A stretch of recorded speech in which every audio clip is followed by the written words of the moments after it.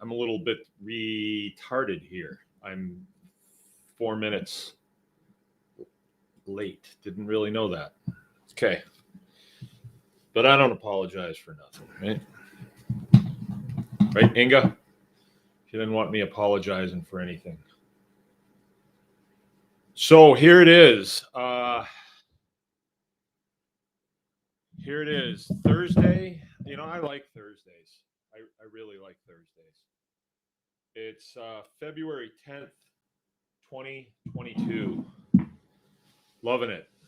And it kind of warm today, it was like 25. It wasn't 10 below, so it was doable. You could kind of operate a little bit. Yeah, it was a good day. What did we do today? I worked in the wood shop. I had some tasks to perform in there to make it so it's a functional place. My goal in the wood shop is to have a separate shop, so all of the woodworking tools are in there. And then I'm building racks against the wall so I can have, a bunk of. Hey Nancy, how you doing? I can have a bunk of 8-inch rough cut. I can have a bunk of 6-inch rough cut, 4-inch. I can have 2x4s, and it'll be like maybe 4 feet from the wall and all the way to the ceiling. So in the past, when I buy wood, I got to use it. I got to use it up because I really don't have any place to put it. And if we do put it in, we're stacking it on the floor, and then it's in the way. And it was just a bad. It was just it needed to be straightened out. All right, it needed to be straightened out. So I may build the racks tomorrow. I'm not really sure. I closed in some of the. There's a loft that goes up to the roof, and it was open. And I used to store stuff up there, but it made it impossible to heat the space. So it's not going to be heated all the time. I have a torpedo heater, and I don't know if you guys know what that is, but it sort of looks like a jet engine, and it's mounted on a set of wheels, and it has a tank under it. They're made by Mr. Heater. It's a brand new one. I bought one early in the season, a smaller version, and I bought it because we were pouring concrete next door, and it was a little cold for curing. So I got this, and I need one anyway. I have a propane one, but it's not that good. It freezes up when the propane's going through it. Even in the warm, it freezes up. So these ones are made by Mr. Heater, and they will burn diesel, heating oil, JP, which is jet propulsion fluid or jet fuel, and a combination of diesel and gasoline, a 50-50, which is basically JP4. So I have this unit that's in there, and it's thermostatically controlled, so I can turn it to 50 degrees, come in, do chores, come in, have breakfast, set it for 50, and I go out there, and it's warm. So it warms the tools up, warming them, so you can actually function in the north here. You can't do everything in the house. You have to do stuff outside, and a lot of what I have to do is right in the cold, and you got to do it. So you're bundled up, and if you really get rolling, you get warm. Some days, it'll be 10 below, and I'm working. I don't even have gloves on because I'm working, and the heat is going out through my hands. So it just depends what I'm doing. But anything like woodworking, or if I have to repair something, or organizing tools, that's a big part of what has to happen here. You have to stay organized. You've got to get organized. That's a big thing. And I am a pretty organized person. I would love to be really organized. It's just that there's a lot of people here, and they're all doing things. And sometimes my younger boys are building things, and where spaceships and helicopters and mortars to fend off whoever they're fighting that day. You know how boys play army? I used to play army all the time when I was a kid. All right.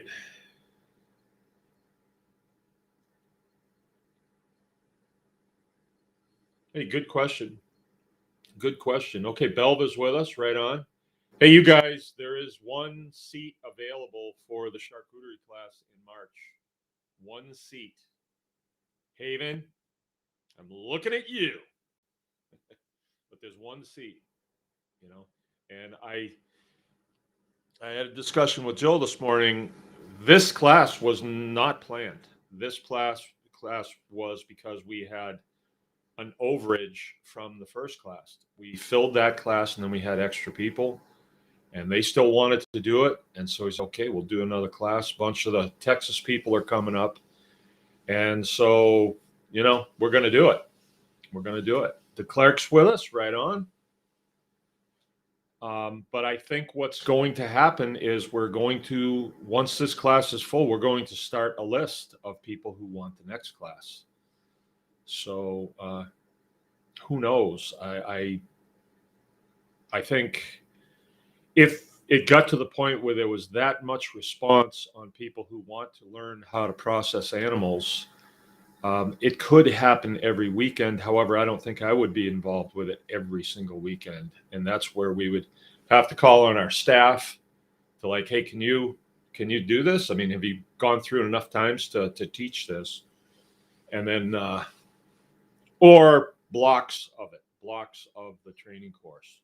Right. So then I can get my stuff done and do what I have to do. We've had discussions about Baker's Green. I'll just tell you this. The Baker's Green Acres is different than some of the other training facilities that I know of, right? I know of two. And one of them, they are full-time butchers. And so they do butchering on the side. And that is cool. I mean, they're probably way better at it than we are. And then the other one, he's not a full-time butcher and he's not a full-time farmer. He works in town and he does butchering classes. Good on him. But the secret sauce with Baker's Green Acres is we actually do farm. I mean, that is the mainstay of what we're doing. And then when we run training, it's real world training, and we're training what we do. So we're not full-time butchers, but we are true to life butchers. We're true to life farmers, and that really this is how we make our living. So that's the secret sauce, and people dig that. It's the real thing. So when you have questions about how stuff works,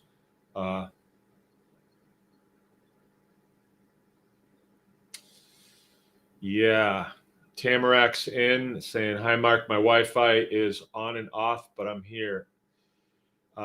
We hopefully made the call to the internet company today, and we're going to say, hey, something's not right here, because we sometimes it works really well, and then some days it's just spotty. And we have been plagued with that ever since, we've started this. Now, the latest thing is the sound goes off, right? So it's always something, but we will work around it and we will get it resolved, because we always do. We will get it resolved. All right. So today's Thursday, and as promised, I wanted to talk more about tribe building, right? Because although we are up.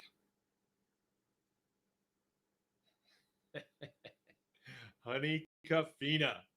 All right. Honey has a question. It says, any sacred sauce for cow stomach hay? Okay, just got to know, what else do you eat? That's good. she's referring to Joe's latest video, which was from last week when we knocked off a cow and Joe was here and he made a video, and the kid is a natural. I mean, he made this video in what, a couple afternoons, and then posted it. And we sat here and watched it like 3 times. It was so much fun. And it was a cow butchering, and it wasn't a class. All right. It wasn't a paid class. The people that were here did not pay to be here. They were volunteers. They were here helping me. Right. But I'm feeling, I'm feeling the breeze coming offshore here. And I'm feeling as though if we offered a class, people would be interested in it on how to butcher beef. It's not a hard sell right now. What did Jonathan tell us last week? October 2023. That's his dates to get full grown beef in. And now he's got to feed them for a whole nother summer and a winter before you can get them processed. Are you kidding me? Right? That's just unreal. So what's the fix on that? Oh, now's a significant learning experience time that the head of household, farmer in charge, HMFIC has to say, I got to do something here. Because they're telling me October 2023. When we get close to October 2023, it's so far out that they could say, by the way, we meant 2024. You have got to do something. I mean, this is the trade winds telling you that a storm is on the horizon. If you don't see it, stock up on your macaroni and cheese. But if you do see it, it's a tremendous opportunity, because all you have to do is learn how to butcher a cow. That's all you have to do. And then when everybody else is saying, gee, you could be knocking beef down and you could be buying beef, because Jonathan will sell his, if he doesn't butcher them himself and he can't get them in to be butchered, they turn into a liability real quick, because they get big, they eat twice as much, hay's expensive, there's not going to be any fertilizer this year. I mean, you need to be looking at this. This is not getting a whole lot better. If anybody hasn't noticed, we're about this far from the auto industry coming to a screeching halt. And I got news for you. When that comes to a halt, it doesn't start back up real quick. And why is this? Because a bunch of truckers have got the Ambassador Bridge piled right in. And the governor can't find anybody to get those trucks out of here. Any of the companies that tow trucks, they're not going to do it. National Guard, not us. We're not going. Basically, what they're saying is, listen, Gretchen, fix this. We don't want this anymore. Trader Joe is on here saying, apparently he was wrong, that it looks like the COVID BS mandates are coming to an end. They came to an end a year ago, as far as I'm concerned, because I refused to comply. If the rest of yous didn't and you complied, bad on you, because they can tell you to do anything.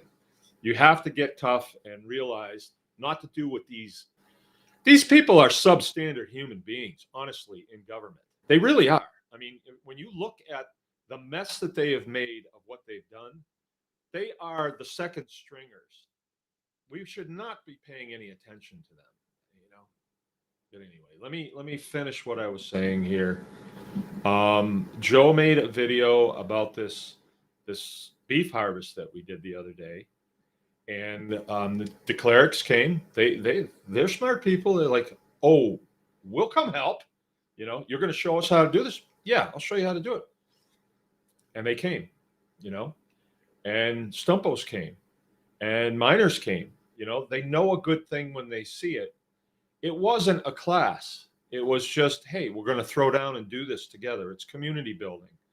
And oh, by the way, the clerics pulled the trigger on a homestead hog harvest for November. So real proud of you on that, and I'm glad. I'm glad you did.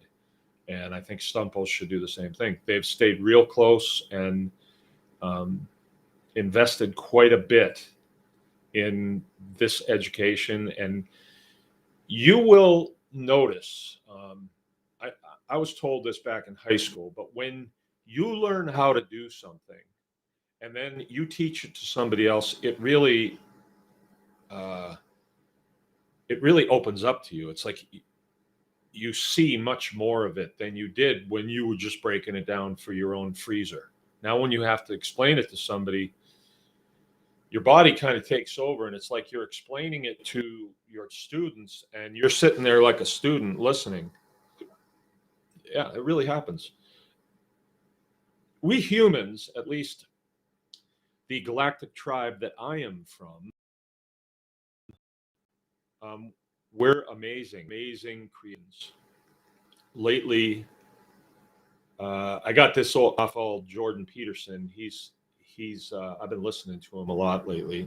You know, I don't agree with everybody. I listen to Owen Benjamin too. I don't agree with everything he says, right? But a lot of what he says, yeah, I totally agree with. And I don't know why I have to put that disclaimer in, but I don't know if it was, I don't know which one of them it was, but when you get to a place where you're at a crossroads and it's like left or right, ask the question. Ask the question. Are you at, maybe you're asking God, maybe you're asking the universe. I've heard that too. That kind of bugs Christians sometimes. It's like it's too tree huggerish for Christians, but I don't know. But you just enunciate the question, and then you enunciate the question 5 times a day. The next day, do it 10 times. The next day, it's like, huh, I know what to do now. And it comes to you. I don't know if it comes out of you. Like our brain, tremendous computer, and it seems to be short circuited when all of a sudden we're going to Google and asking Google about stuff. You know, the idea we have a lifetime of experiences, and you know, you may never have killed a caribou, and you're not an Eskimo, but you may have watched Life Below Zero, as I have, and saw this family that lives on the tundra, and when they would shoot a caribou, you know, they eat fat. They're Eskimos. They eat fat and meat all the time. But when they get into the stomach of the animal, it's like, ooh, this is different. You know, it's plant life that's fermented inside of that stomach. You know, it's digesting, which is fermenting, and then they eat that. You know, and when we were butchering the other day, I just, you know, I was gonna do it, and so I just opened the stomach up, and it was just full of chewed up hay, and I took a chunk out. I smelled it. In the video, I was trying to get somebody else to do it. I said, kind of smells like piccalilli, you know, like piccalilli my grandmother used to make, and it didn't smell like piccalilli. I was funning them. It actually smelled a little manure-y, which, you know, manure is not that gross once you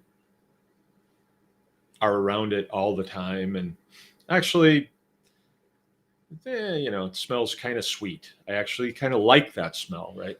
So it smelled a little manure-y, little grassy, sort of like when you mow the lawn, you know, and you empty the clippings, that a little bit soury smell. But it wasn't gross smelling. And I thought, well, now or never. And I put a big chunk in and chewed it up so I could taste it. Swallowed the juice. It was like very stickery. You know, it was like chewing up a bunch of leaves. You know, it was very roughage, and it would have been tough to swallow. Actually, it really would have. You know, without a glass of cow milk or something to chase it down with. So I I did taste it, and I swallowed some of the juice, but I spit it out. And then I did it again because, hey, Dad, do that again. Sam didn't see you. Do it again. All right, whatever. If I did it once, I could do it again. So that's what Honey is talking about, because Joe included that in the video that he just made, and it was really good. It was really a good video. There was parts in there that he had to leave out, but you know, like when we're doing pigs, we put the knife in here and we push it in and then pull it out, and then there's a channel that opens up and they bleed out really quickly. And the reason we do that, we do not cut like this, is because we don't want to damage the jowls on the pig. But on a cow, we're going to take the head off anyway, and then we usually skin the head from the bottom up, take the cheeks off, take the tongue out, and that's about as far as we go.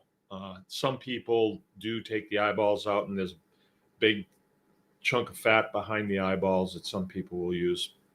We don't do that. But getting the cheeks and the tongue out is worthwhile doing. And so if you're taking the cow, you can just cross and you'll get a good gut. And he checked on that, like HUD is in a full-grown cow. 12 gallons. 12 gallons of blood. So when we did it last year, we stuck him at the top of the hill and then dragged him down to where we were going to butcher him. And it left this really bright streak all the way down. And then when spring came and water's flowing, it was pretty gross. So this year, Joe requested that we don't do that. And so we didn't. You'll see in the video, the cow that we did, we actually walked her in to the milking area as if she was going to be milked, which she does come in there to drink, so it's not a foreign place. And the rest of the cows were out, and then we shut the door behind her and then put down some grain for her. She puts her head down and kabang. You know, it's quick. But we've decided that doing it in front of the other cows is not something that we're going to do anymore, because it seems to be traumatic to them. It really does. And I don't want, you know, my 4 cows, my milk cows, are very important to me. I really like them, and I want them to like me, and I want them to see me as the bringer of food and the petter of ears. You know, I want them to like me, and I don't want them to see me shooting their buds, you know. So we did that. We brought her in and shot her on inside the barn. And for your information, I've gone 8 for 8, 9 for 9 actually with pigs with the VMAX 30 grain 22 mag bullet. Devastating to the pig, but it does not tear the pig up, right? It doesn't go through them. It seems to go in about 3-4 inches. The bullet seems to completely expand. All we're finding is like tin foil inside the bullet, inside the head, and it just devastates that nervous system, and then down they go. They are totally done. The cow that I did the week before, I thought I would get the same performance with the VMAX on the cow. I didn't. I actually had to shoot her twice, and I thought, maybe that first shot wasn't where it was supposed to be. She stumbled and went down, but then stood back up. And so I got another really good shot, and it turns out those 2 bullets were only this far apart. And the second one, when you hit a cow and you hit them good, if you videotape that, and I might do this for you sometime, because I've done in my lifetime, I've probably done like near 50 of them, right? It's a lot of cows. Their feet, all 4 feet come right off the ground, and that cow is off the ground, right? That, and I've seen that many, many times. With the cow, using a heavier weapon is not, to a point, is not the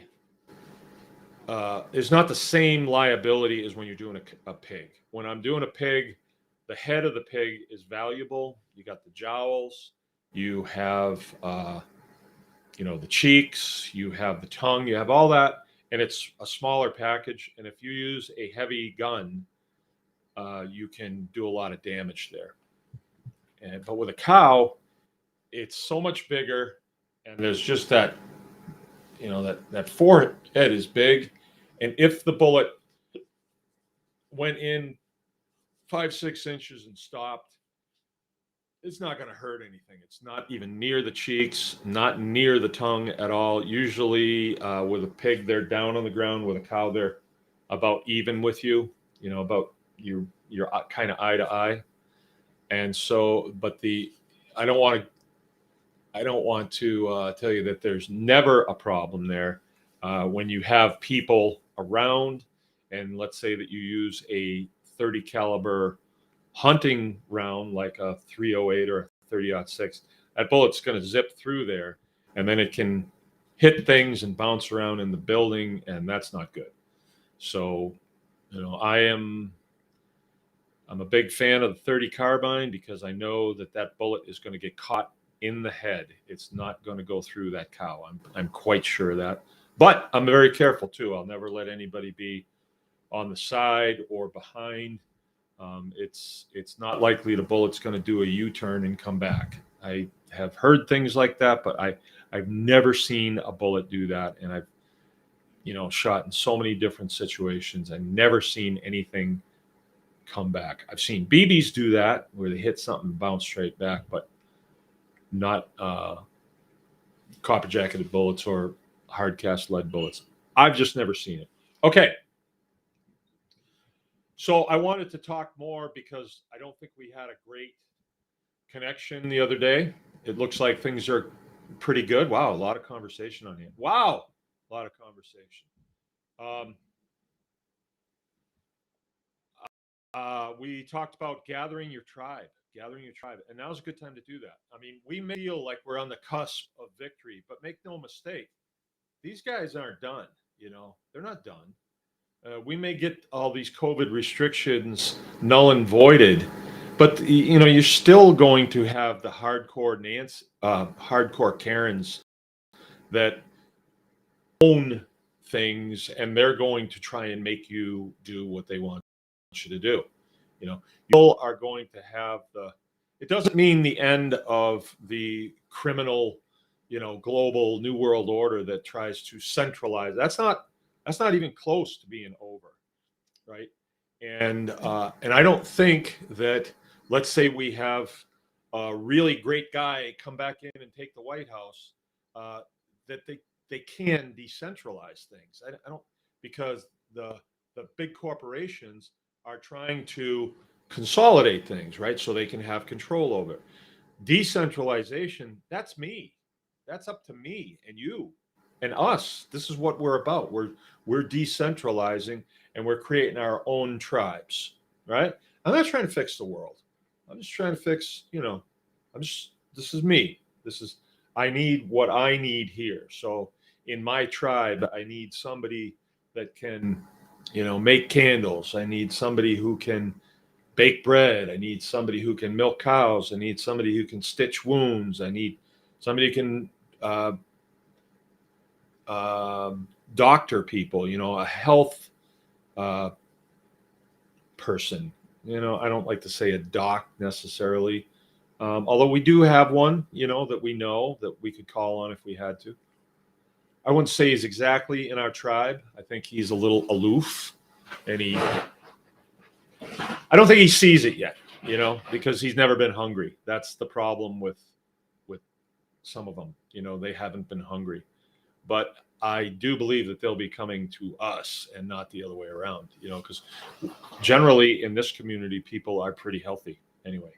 So, I mean, if you're eating good food and you're taking your ivermectin daily, people are pretty healthy, and they're in pretty good shape. That's the idea, is to stay healthy and do away with that mindset that, if I took that pill that they're advertising on TV with a lady with the big smile running on the beach and, holding up grandkids, I'll be happy too. If I just take that pill, I don't know what she's got, but look, she's happy. So I need that, whatever it is, because I'm not happy.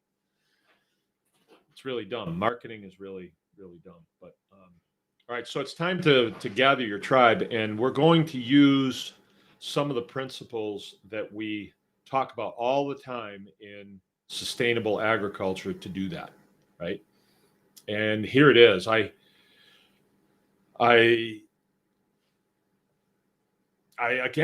asked. I said, well, how do you do this? Because I'll just back up a little bit. My conversation with a guy by the name of Mike Bacher is his name. I don't think he'd mind me saying. He came and sat by me at the hog harvest down in Texas, and it was some along the lines of, I'm a nomad now. I live in a fifth wheel with my wife and 3 kids. I make a really good living doing what I'm doing. But the next step is the homestead. And, we've been looking for you, he says, something like that. And, we really want to learn from you how to do this. So when we step into our homestead, we'll have a leg up. We'll have some idea of how to prioritize things and how to proceed, right? To me, it's been over a lot of years. And looking back on it, I can say, yeah, here was the mistakes, and here's a process that we did right the first time. There's been a few of those. And when you make mistakes at some things, sometimes the mistakes are common denominators to other things, and you don't necessarily have to make mistakes at everything that you do. And then you have people in the tribe. I got a really solid tribe right now. We're froze.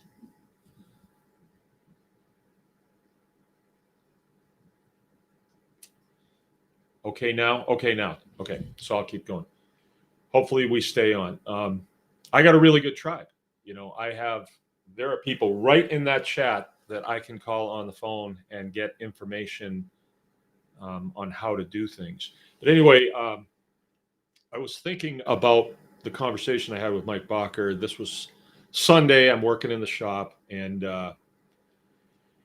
I'm thinking, yeah, but I have the secret sauce here. This is a real farm. I do this stuff every day. I have to be involved with this farm.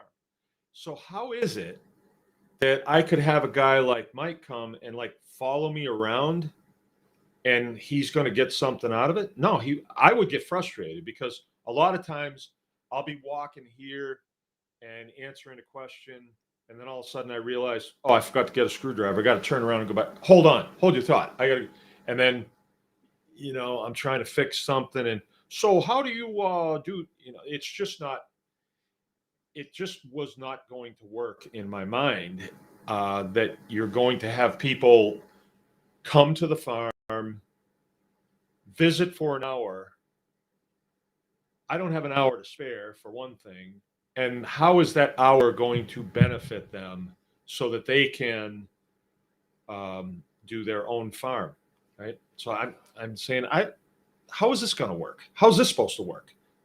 Universe, whoever, God, how am I supposed to do this?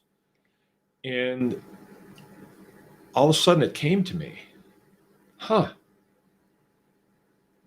do it just the same way we did it in the Air Force. Sort of like on-job training, OJT. But how would that work on a homestead, where I'm not like an NCO that is a training NCO, that my only job is to train other NCOs and airmen It's some of our black guys would call them airmans. Airmanses. um, so how could I work that out? Well, we are sure that we want to we want to have a continued relationship with the nomad community. And I even want to be a nomad myself. I'm looking at putting together a bus and all that stuff. I really want to do that. There's something about that draws me. I want to do that, right? So I can relate to the nomad people, just the freedom that goes with that. It's just, and I don't want it full time because I like my farm, I like my bed, I like my routine, but I would like to, in conjunction with trainings like anyone farm homestead hog harvests, when I go to Declarix next November, I want to be tooling down there in my bus. So when the class is over for the day, I can go back to the bus, throw some cordwood in the fire, relax, go to bed, and wake up in the morning, and I don't have to drive any. I don't have to stay in a stinking hotel. I hate hotels. Who knows what you're getting in them anyway? There could be like evil spirits in that hotel. You know what I mean? You know what I'm saying? You know what I'm saying? Um, I don't know about that. I just don't like staying in hotels, and I think it would be really neat to just retreat to the bus and be able to maybe maybe have a VCR in there, and I could pop in some Oprah, little rerun of Dr. Phil, and chill, right? And then go to bed. I think that would really be neat, and it would have to have a bathroom in it so you can go. I don't want to be going out into Cleric's side yard. And it's got to have a shower in it because I don't want to be going in their house to take a shower. But if you're meeting with the public, you can't exactly be grungy, right? So I want a shower in it. I want and a good bed, and I want it warm in there. I want it warm.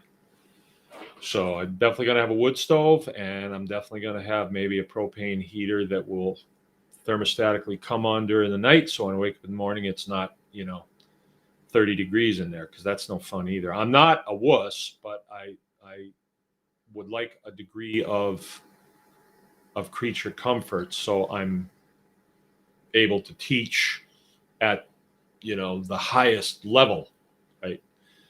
So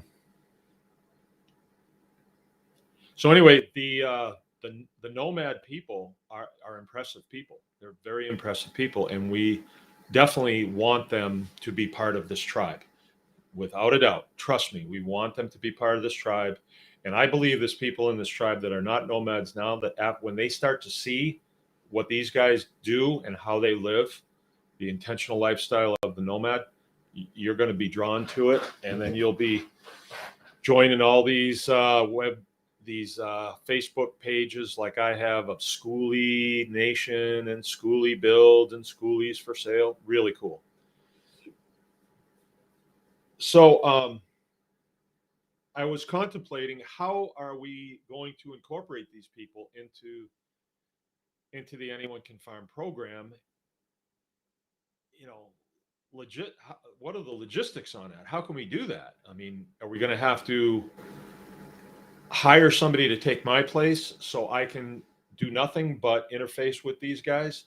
Well, they're not going to be here all the time, and there's different levels of these people. So how exactly is this going to work? And am I expecting them to pay me to do this? Because I can't just sit around and not get. So it wasn't gelling in my head, and then all of a sudden I was like, bingo. Okay, the nomad needs, first and foremost, they need a place to park, right? And sometimes they want to be at county parks, but most of the time they don't. They want solitude, right? They maybe would like to be with a couple other families that are like them, but they don't want to be with a bunch of yahoos that are going to be setting off fireworks at night and listening to hip hop music until midnight. They're not. No, that's not them. So I had this idea. Well, if they came here and or they made reservations to come and stay here, right? I'm going to have several pads that I'm putting in. Some of them will have running water on them. Some of them will have electricity on them, and some will be primitive. But we're going to start with building 5 of them, and if we need to build 5 more, we'll build 5 more. But it's really easy because it's just a gravel pad that you put down, and then establish a roadway. And I have a place that's quite dry, and we don't have to do much to make that happen. And these sites would be really nice. And then put rocks out there for a campfire, and encourage people to come to the store and buy stuff from us for their meals. Possibly at some point I would put in a pavilion that would have a bathroom and with showers in it. I'd do that. I would do that. So it could work like this. We get a reservation. Hey, we want to stay, for this week. And I say, okay, do you want to pay? It's X amount of dollars a day, or you can work for us, so many hours per day, and then so many hours per kid. And with the understanding that, well, maybe you would choose to do just grunt work, because let's say you're a bookkeeper or something, and you're on vacation, and you really don't want to do too much heavy duty thinking. Just give me just let me muck some stalls out. That will be fine for my first day. I want to get my head together and I just want to shovel manure. Okay, we got that. There you go, right over there. But the way it would work would be like, say, we're not going to work Saturday and Sundays. I'm not going to, so I don't want to have to supervise crews. But on Monday, we meet, and we meet at the that area under the barn that we're going to have the commercial kitchen and the dining hall, and we meet there. And I would have a list of stuff that needs to be done, which I already have. And I say, well, I got this, and this. This is going to require 2 people working on. Is there anybody that would like to do that? And maybe it is a fencing project. And I would say, if you haven't fenced, we're going to provide all the tools, and son number 3 is going to get you going on it and check in on you periodically. And somebody like a Mike Bacher, who is going to be a homesteader, would say, I need to know how to do that. I'll do it. See? So the farm, in lieu of getting whatever it is per night in money, is getting labor, right? But not just grunt labor, not just teenager that looking at their phone all the time labor.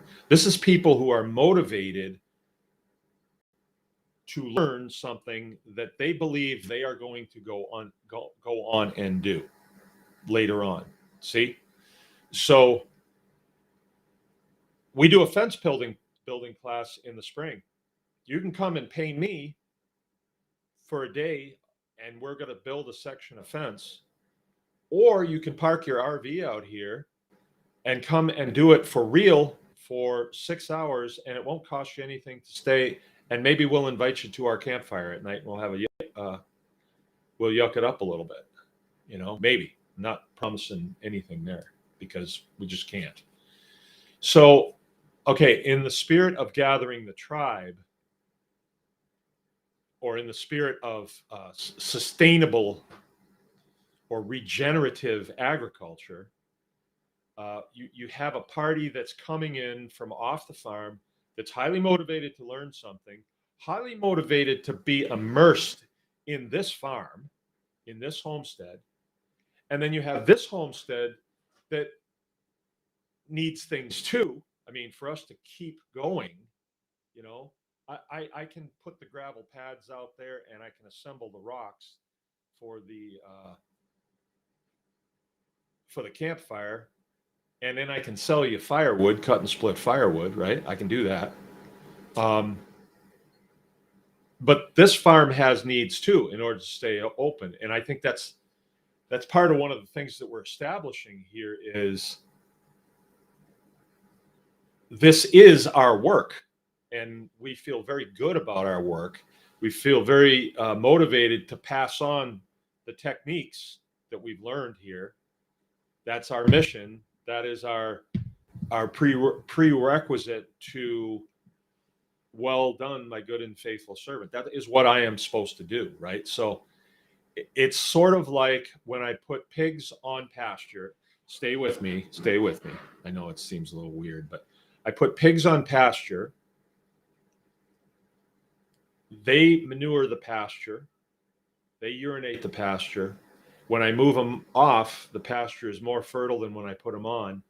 I beat it up, or I plow it up. I seed it, and I get all of this produce that just springs forth, and my pasture is increasing, right? So with this program, this method of gathering the tribe, people that stay here are going to increase. They're going to learn things that they didn't know. And can you imagine this? Let's say you've got a family and you have a tent, and you feel obligated to take your family on a vacation every year. Okay, let's go to Wally World, and you're spending $250 a night to stay in a hotel, and then you're buying hot dogs at Wally World and cheap, keg beer, and you get sunburned and you're around carnival people all day. And at the end of it, your week-long vacation, you've spent, I know I'm painting a really ugly picture, but you've spent $3,000. You got an ulcer, you got a sunburn, you got a flat tire on the way there. And then you're going home and the kids are saying, it wasn't really that much fun. And then you get brought up on assault charges because you beat one of your kids up, and then your wife attacks you and you beat her up, right? Or you can say, hey, we could take that $3,000 that we would have spent going to Wally World, and I'm being conservative, and you could buy a tent. You could set it up here, work for 6 hours a day with our cheerful staff. At the end of 5 days, you would leave here knowing how to do this, this, this, this, and this that you didn't know how to do before. Plus, you were immersed in a real live, functioning, top of the line. We got the best homestead in the United States. I mean, we have some of the best staff that there ever was, that there ever will be, right? And you get to be immersed in that, right? You'll have such a smile on your face, they're going to need to remove it surgically. You're going to be whistling zippity doo dah. You get my drift. Instead of going to Wally World. See, so that would be, you would pay for that. I mean, that's akin to feeding hog chow to your pigs as compared to putting your pigs on pasture and growing them really healthy food. I mean, it's night and day, right? This is going to catch on so much that we're going to have to buy another farm, I think. No, actually, we won't. What we will do is we will have people like the people on here that will say, hey, I'm coming. And then after you stay with us for a week, you'll go back to your place and you'll see, you mean all I have to do is call the gravel company in to make a pad here and a pad here to pad here? Yeah, that's all you got to do. And then put together a long list of things that need to get done that you know how to do. And do you know what can happen here? It's called cross pollination. Tremendous things can happen here. You may have people at roll call, and that's what it would be Monday morning. They'd report at, let's say, 9 o'clock, not two or eight. Eight, summertime. This is a seasonal deal. It goes from spring to fall. We're not going to do it in the wintertime. People report in, mill around, have coffee and a donut, probably. And you may get somebody in that crew that is like driving the sweetest schoolie that you ever saw that says, yeah, I built this. You did. So you know how to build schoolies. Yeah, sure do. I love it. I love doing it. Would you mind working with a couple of my guys and teaching them? I wouldn't mind a bit. So, I mean, that's when the camper here is giving us skills that we don't have, or sharing skills with us that we don't have. Next group that comes in, we may say, on a schoolie. And you might have people think, yeah, I'd love to do that. Okay, go with these guys. They're going to be working on the schoolie all day. I mean, is this a win-win or what? I mean, how many other things would we apply this to gather the tribe? Now, I know there's going to be people that say, well, I wouldn't want to do that. Well, guess what? We don't want you to come. We don't want you here. I'd rather stay at the county park. They have nice restrooms. Go to the county park. Really, you belong at the county park. Right? So this is the point that I want to drive home with this. And I covet your questions on here because I want to flesh this out. What happened, and Lorna is a real person. She's a real person. Some people thought Lorna was really Jill. Nope, Lorna is a real person. She's our business manager. That's what we call her. She works with us, has for a long time. I came in Sunday. I texted her and I said, I have an idea. And when I text Lorna and say, I have an idea, I usually hear from her in like 2 minutes. And it was about 5. But she called and I said, I explained what I just explained to you. And she says, yeah, they call it work camping. I said, really? They're doing this? Somebody else is doing this? Yeah. Amazon is doing this. Amazon. No kidding. And companies like that. They build campgrounds. So let's say you work for Amazon one place and you're you have a certain job that you do. Well, if you go to a few states over, they have that same job there. And the guy over there might want to go to where you live, and you might want to go to where he is. And you have a fifth wheel or a camper or a tent, and you take your family there, and he takes his family. You know what I mean? They can switch. It's a good deal. All right. Air Force has this too. They have what they call the family camp. When you go to an Air Force base, if you want to stay in a train, you can at the family camp. It's cheap. I stayed at the family camp for a while myself, but not in. It wasn't in when I was moving. It was just I just stayed at one because I wanted to. So yeah, it's something that we could do tribe wide.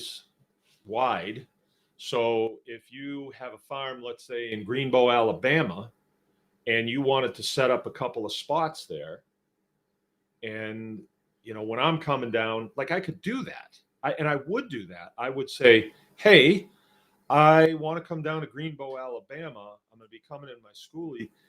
Have you got some work for me? I'll give you 6 hours a day. And Forrest might say, yeah.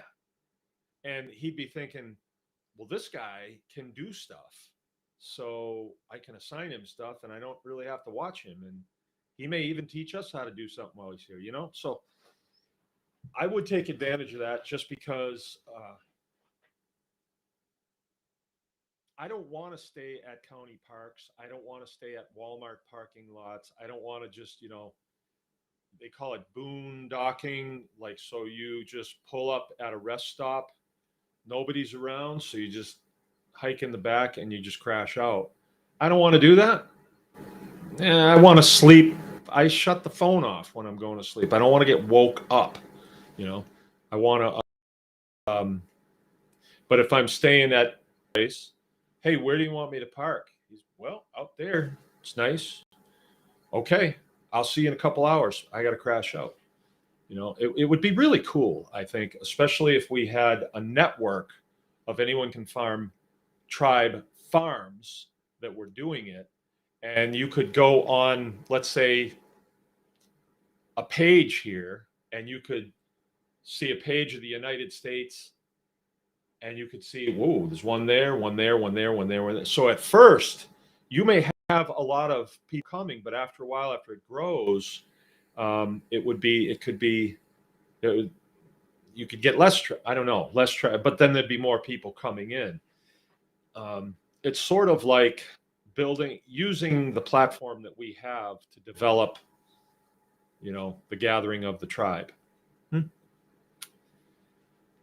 I think so. I think so. I'm going to back up and read what you guys have been saying because you've been saying a lot as I've been running. Oh, wow.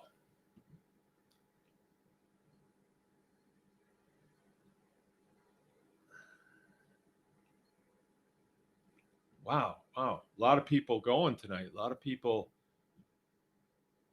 talking about a lot of things. Great. Right on, man. See, wouldn't it be fun? I mean, this is fun. We get to gather like this and talk about farmsteading stuff.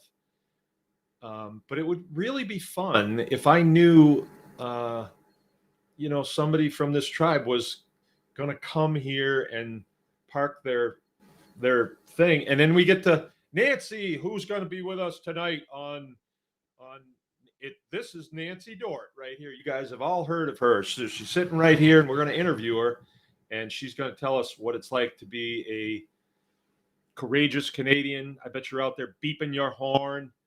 I love them Canadians. They're out there with their gas cans walking around, just trolling those poor RCMP weenies. Okay. Okay, I got to back up and read this. Okay, Nancy's with us. Keith is with us. Belva's with us. Okay, got a question from Nancy. Have you built a meat locker, storage, or did you buy one? I am looking is to what's best. A meat storage locker. I'm assuming that you could be meaning like an upright freezer or a walk-in freezer. I have a walk-in freezer. I think it's 4x5 on the inside, so it's pretty small. But you really don't need that much for an operation like mine. You can put a lot in 4x5. If you walk it in. And this one came out of an old Subway, right? So I got it used. I scrounged it. I paid $800 for it and the cooler, and they were both in working conditions when I got them. They had some problems that need to be repaired, and I've taken them down and putting them up. They interlock together. The pieces of it interlock together, and the way I have my freezer now is it's on a skid, on 6x6 skids, and so it's sitting outside, which this time of the year is cool. But I can skid it around, and actually, when the outpost is completed, it is going to be part of the outpost. It will be outside still, but it'll be part of the outpost.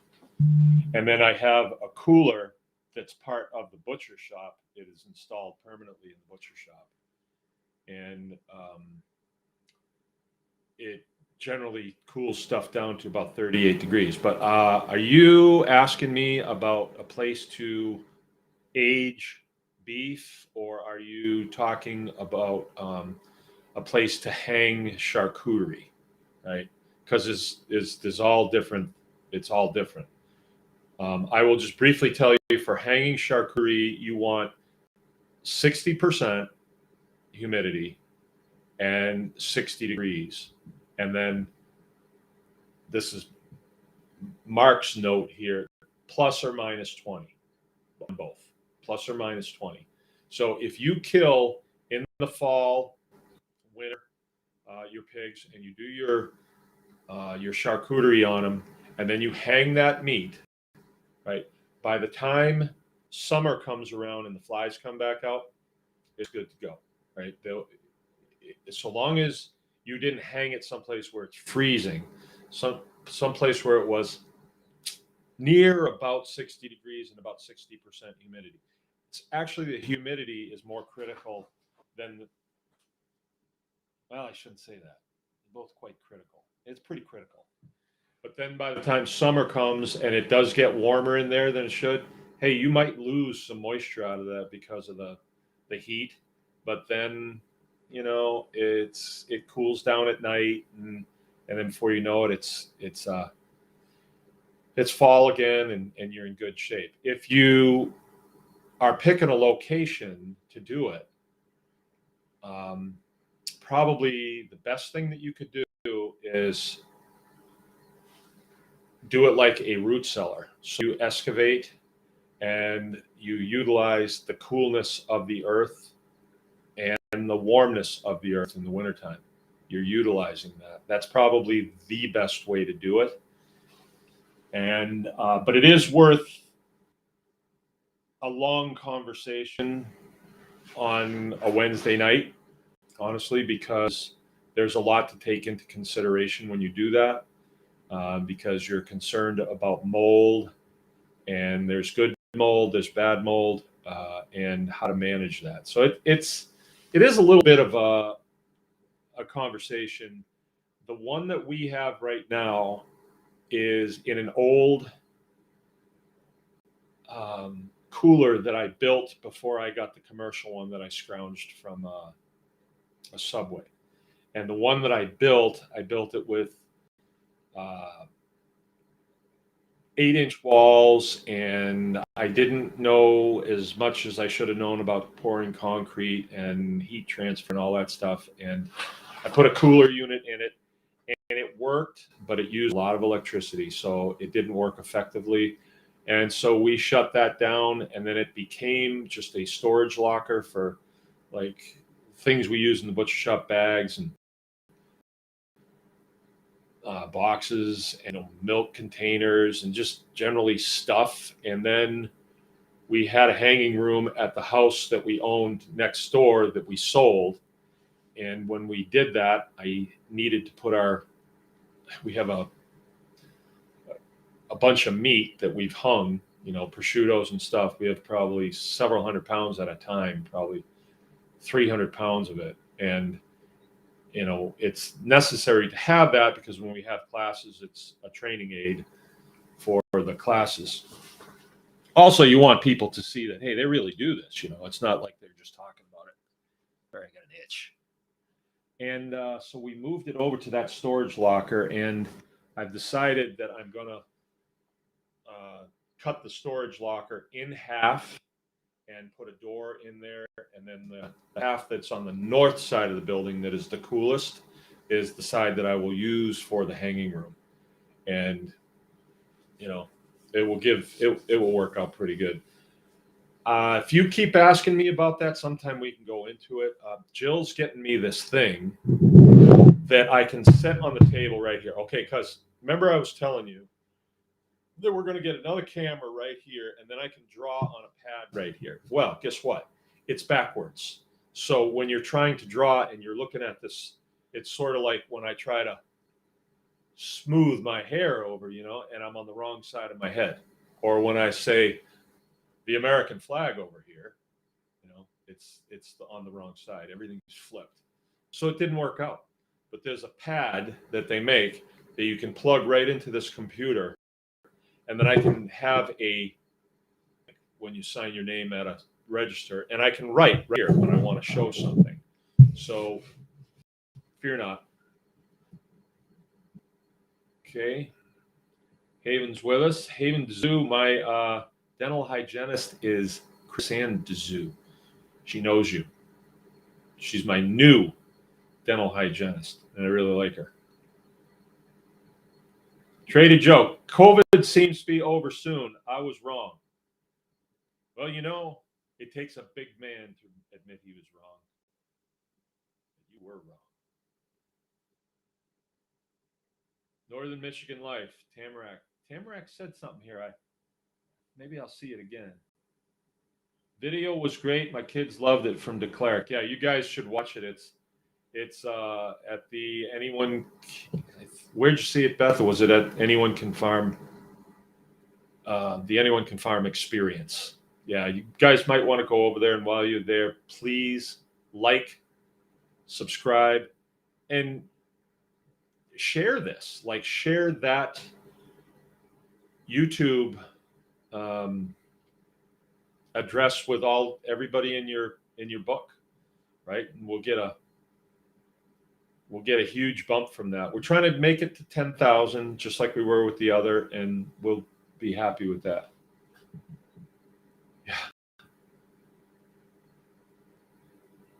Yeah. Nancy's saying the 2 auto plants are closed. No parts are moving. Like the Canadian truckers, I said this last night. It's really neat. They're really nice people, and there's 2 lanes. And so they leave 1 lane open so the emergency vehicles can get back and forth. We don't want anybody to get hurt.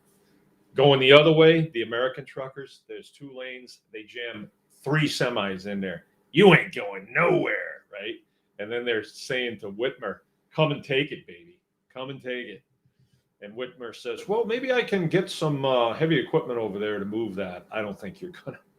American truckers, we figured it out today. The reason they did this, because you can see this is really well planned out.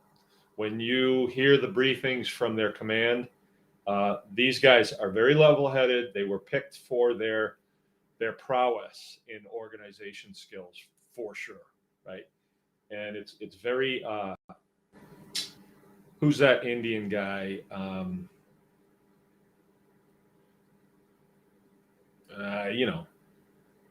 Some people mistake me for him. Gandhi, right? Very, very, yeah. And that the reason why they did it in Canada is if they had done it in the United States,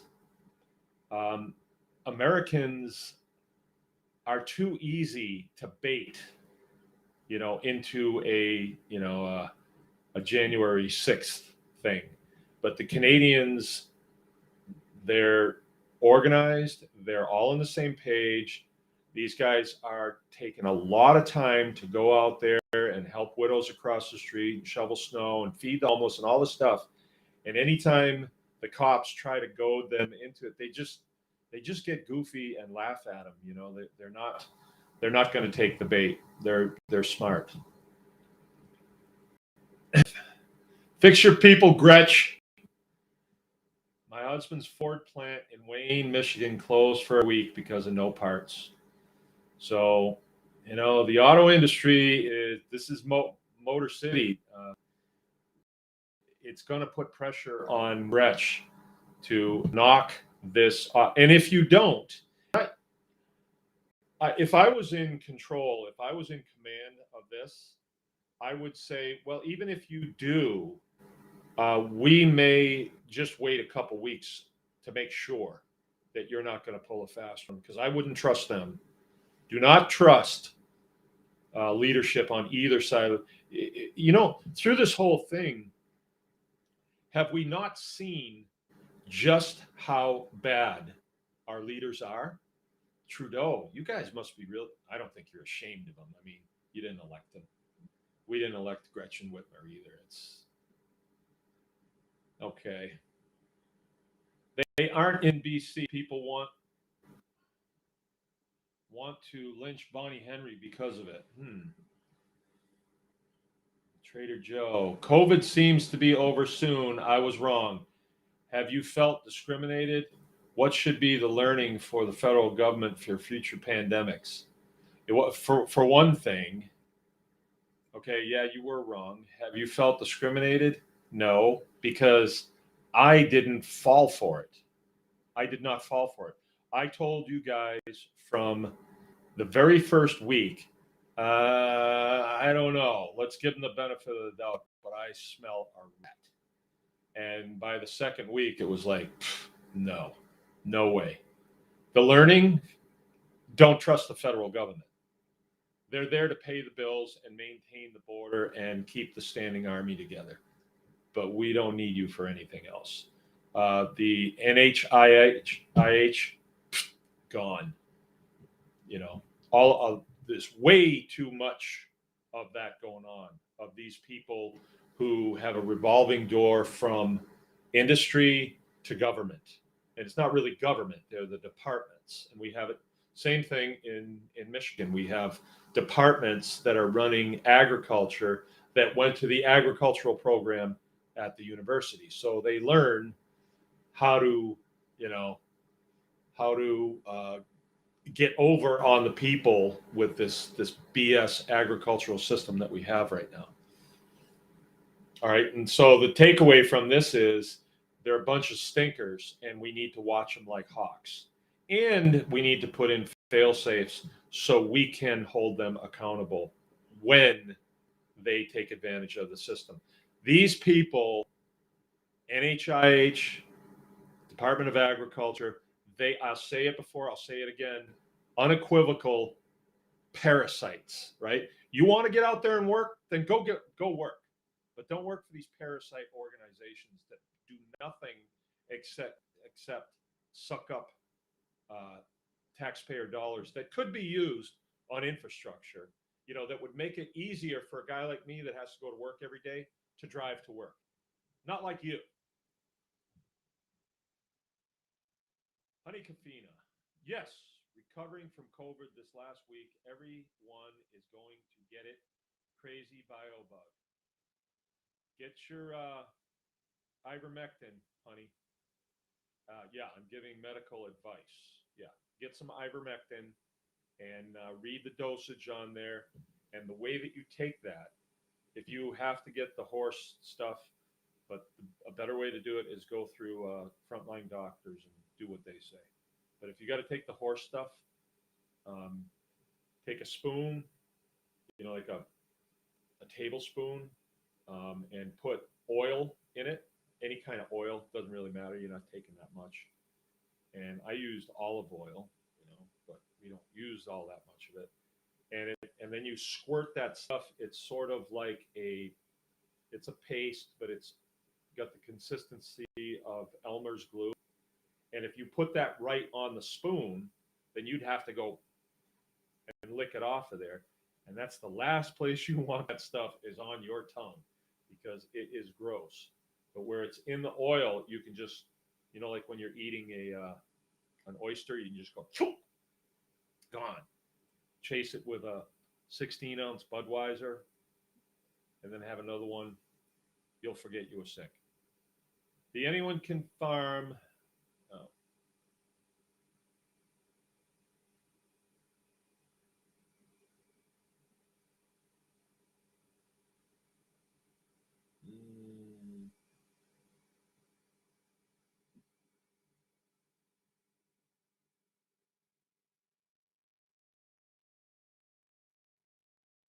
I can't tell if Trader Joe is just messing with us or not. At anyone can farm. Have you felt discriminated? No, because I don't play that stupid game. That's a victim game. Discriminated. Nobody's going to discriminate against me. If I go someplace and they say you can't come in here because we don't like whitey, then I would never go there, right? I'll make my own. I'll have my own thing. I'm not going to allow anybody to discriminate me against, what? So somebody's giving out free crack pipes, but they won't give one to me. But so I'm supposed to feel discriminated. That's a form of control, but it's a mindset that you are, am I supposed to say, oh yeah, I felt discriminated? You got answers to that there, trader? I don't, I'm not buying that.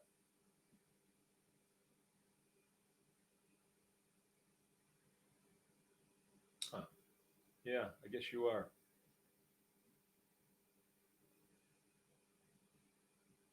But people are handing it to you. Honey says, federal government is not learning. No, of course they're not learning. They are like um, like politicians. When I had problems, the only way that you could get them to do anything is if you had them by the short ones. They were not going to do things voluntarily because they want you to, progress in this society. That's not how it works. I thought that's how it works, but it doesn't, you know. So they have to be, I think that you need to take everything away from them and just give them the minimal. Um, so they're kind of set up like military, too much in the federal government is too much money going around. The cleric says, so gross. What?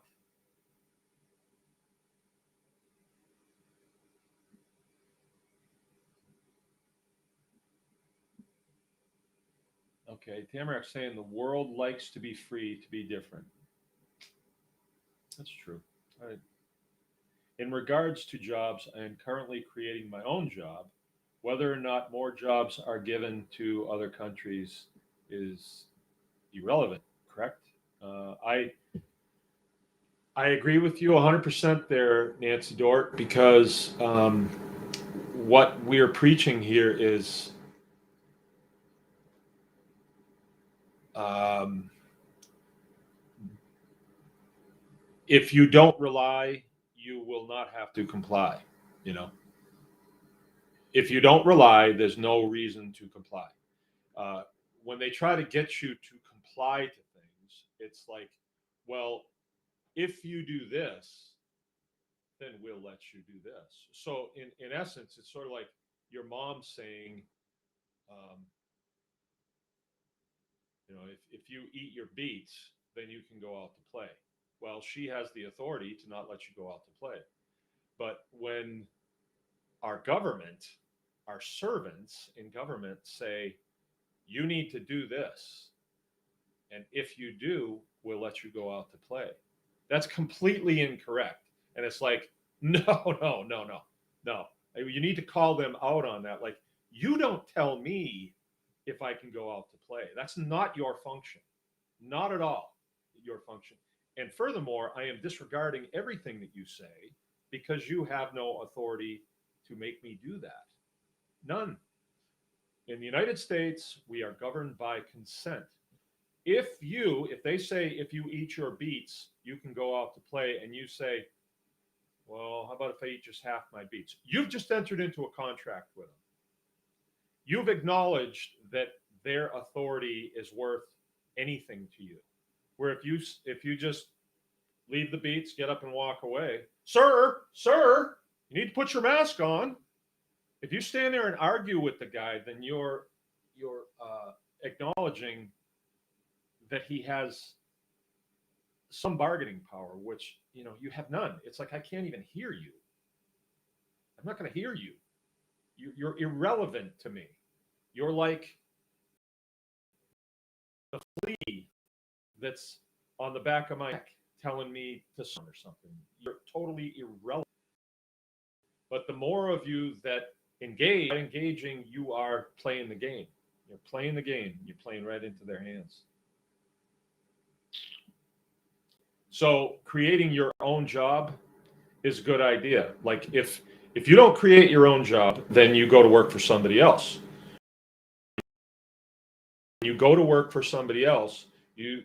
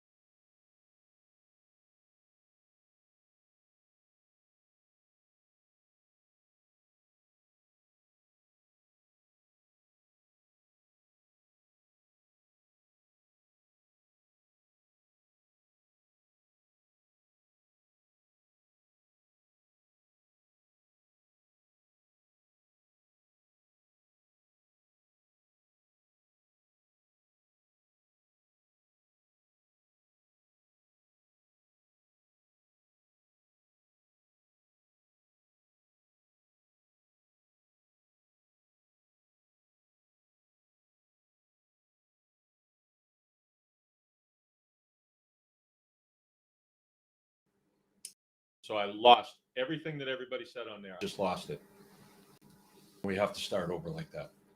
But we didn't lose everybody. But anyway, what I was saying, when you go to work for somebody else, did you just lose all the chat? I lost all of it. Oh, Is it not working? It just did that. Is it up? Is it back on now? No. It froze and then went black. Can anybody hear me? Camera, yep, gone. I can see me. Whoa. I don't know why the feed just dies. Nicole Saltzman, are you seeing me? Oh, there you're back. All right. Okay. Starting over. Yep. Okay. Loud and clear. Good. We lost the entire feed though. We lost all of the chat. The chat. Yeah. Lost it all of it. Bummer. Yeah. There was a lot of good stuff in there. Is it recorded any place? Well, yeah, it's recorded on your phone. There might have been some questions in there. Well, all right, Justin's here, Nicole's here, Ghost is here, you can do your own Coastal. I already got rid of Trader Joe's, so I can see. Oh, well then on Jill's phone, I can read. All right. Well, I'll start here and back up. Ghost is saying, I never obeyed any lockdown orders. Yeah. Coastal says, high consumption of maple syrup makes Canadians so sweet.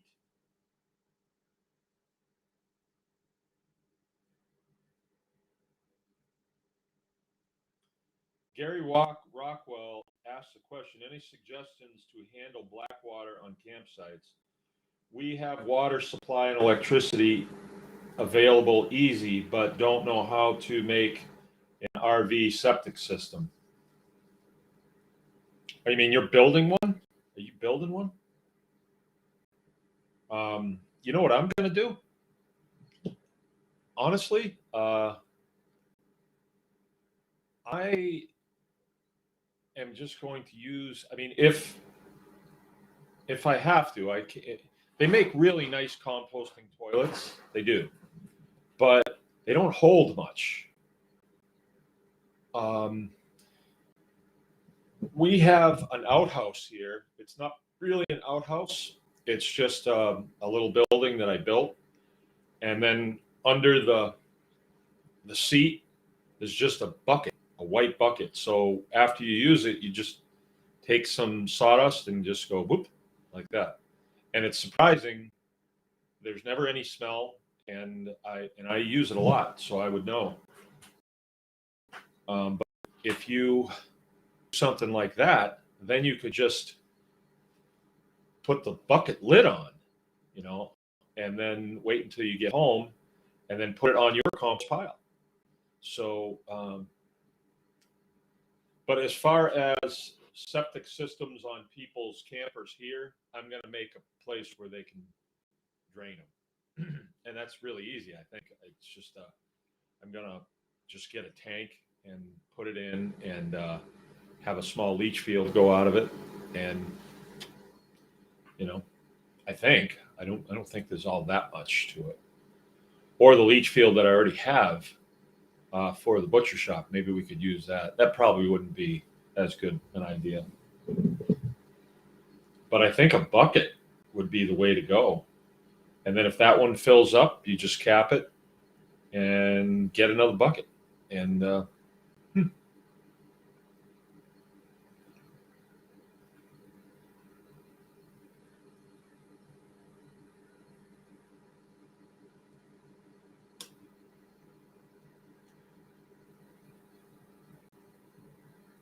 right, Nicole says, I would love to welcome anyone from here at our place.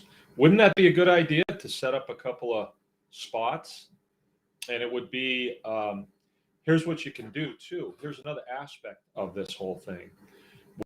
When we stayed we stayed at a BRB, right, or an Airbnb, whatever it is. They had a little bungalow off the back of the house, and we stayed in that. Next to the bungalow, there was a trailer, like a camp trailer, and there was somebody staying in that. Next to that, there was an RV, and there was somebody staying in that. And they would park their car, and we never saw them. We came in a little bit late, never heard them. The next day, they were gone. And so for me, if I buy a school bus and then I convert it to a schoolie, I will put it out on one of the pads, and I'll list it on here, and maybe I will list it on Airbnb or whatever. I don't know, maybe, and rent it out. So if people want to come and stay in this neck of the woods, let's say they want to come here for their work camp vacation, they get to stay in the schoolie. I get to work them over here, and then when they drive home, they're driving home with a week's worth of knowledge that they didn't have before. And it could be Nancy could call and say, hey, I am real in learning charcuterie. So what week would be a good week for me to come? And check the schedule and say, oh, we're doing charcuterie here. And it'd probably be during the week of the class. And then we have all that, get it done during the class. So, you could throw down daily doing this process and learning it. I think it'd be the coolest thing.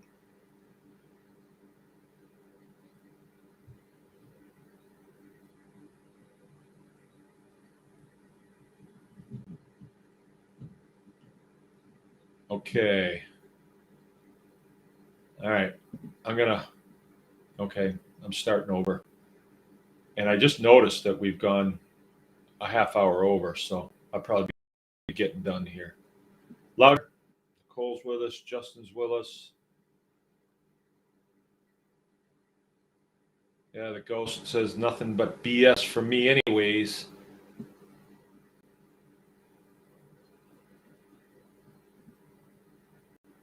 Andy says I can give you a few pointers on an outlaw septic tank up on Facebook Tribe. I see many buses on your back 40. Wouldn't that be fun? I think that'd be fun. It's almost like, okay, I'll just show you. I'll read them off.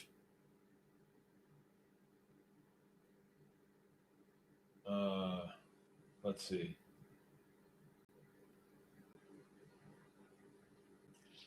All the different, and when I joined one of them, a whole bunch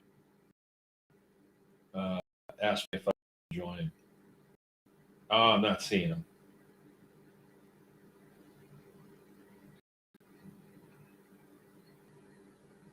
No, I'm not seeing them. I don't want to hold you guys up, but it's one of them, Schoolie Nation, Schoolies for Sale. There's all kinds of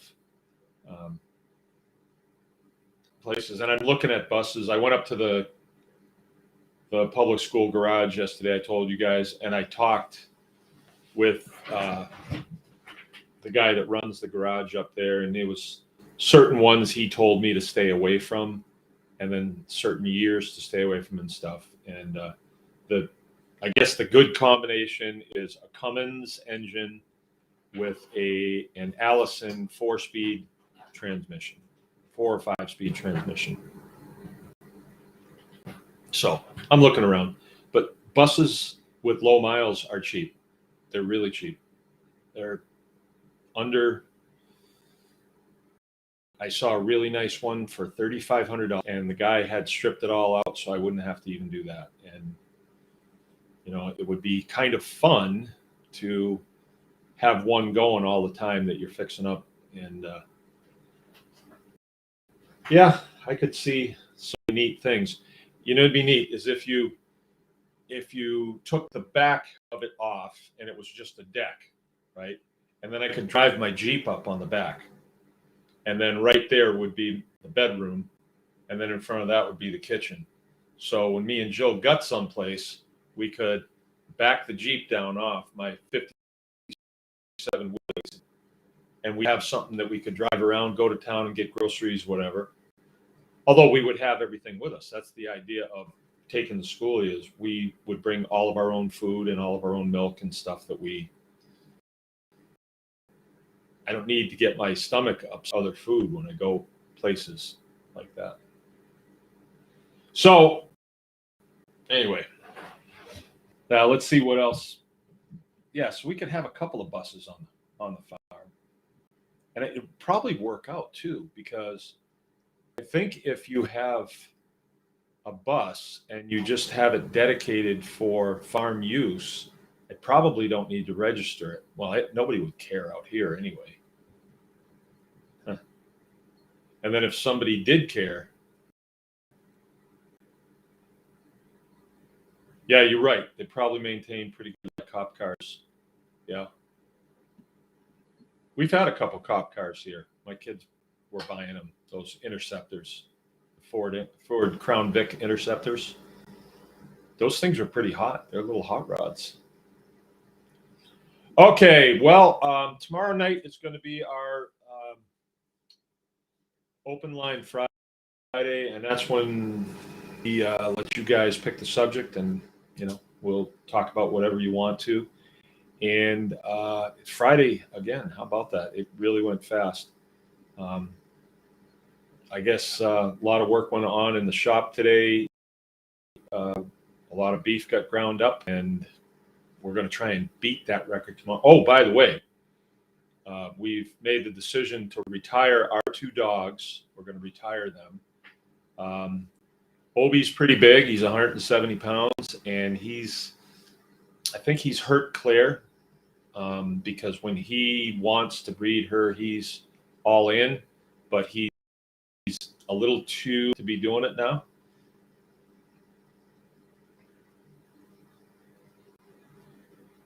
And so another dog came available from a tribe member here. Carrie Cronk's got one, and I